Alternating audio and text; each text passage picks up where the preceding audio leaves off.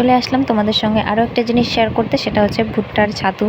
আর এখানে আমি ভুট্টার ছাতু বানাচ্ছে মা। এখানে ভেজে তুলছিল তিল, বাদাম, তারপর ছোলা, তারপর চাল, বাদাম, কাজু সব কিছু মিক্স করে ভেজে নিতে হবে।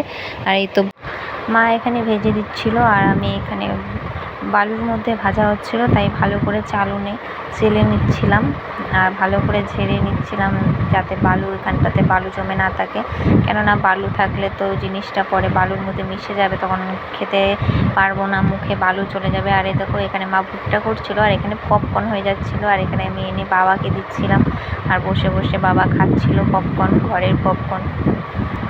আর এই দেখো বাবা গাছ থেকে পেরে নিয়ে এসেছিলো লিচু, তো লিচুটা ভালো না পরে। আর আমি দেখো এখানে বানিয়েছিলাম আমের আচার, এটা তো তোমাদেরকে আগের ভিডিওতে দেখিয়েছিলাম, তবে এটা এখনও তৈরি হয়নি। আমি ডেলি রোদ দিচ্ছি।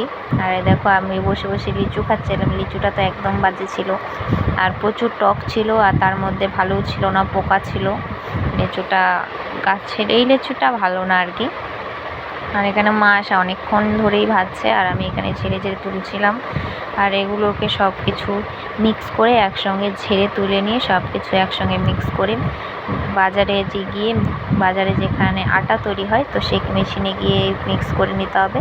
তো কুটে নিলেই আমাদের পাউডারটা তৈরি হয়ে যাবে। আর ভুট্টার ছাতু তোমরা কে কে খাও আমাকে অবশ্যই বলবে।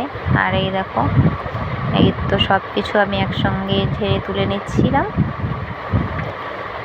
আর এই জিনিসটা তোমরা কে কে চেনো আমাকে অবশ্যই কমেন্টে জানাবে। আর ভুট্টার ছাতু কে কে খাও আমাকে অবশ্যই বলবে।